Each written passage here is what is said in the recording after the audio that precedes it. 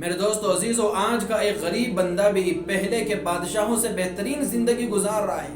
کوئی ایک گھر پورے محلے کے اندر مجھے دکھا دو جس گھر میں صبح سے لے کر شام تک چولہا نہ چلتا۔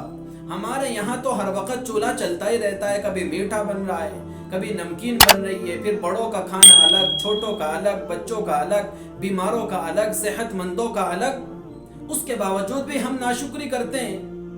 بہت تنگی میں ہوں، بہت پریشانی میں ہوں۔ اللہ کے رسول صلی اللہ علیہ وسلم کا گھر بھی تو دیکھو، 2 مہینے گزر جاتے تھے اللہ کے رسول صلی اللہ علیہ وسلم کے گھر کا چولہا نہیں جلتا تھا۔ ساری رات اللہ کے رسول صلی اللہ علیہ وسلم کھڑے ہو کر نماز پڑھتے، پاؤں پر ورم آ جاتا۔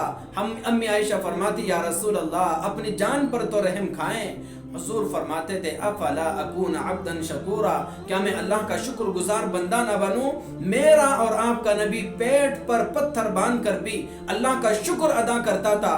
میں اور آپ صبح سے لے کر شام تک کھاتے رہتے ہیں، پھر بھی پھوٹی زبان سے اللہ کا شکر ادا نہیں کرتے۔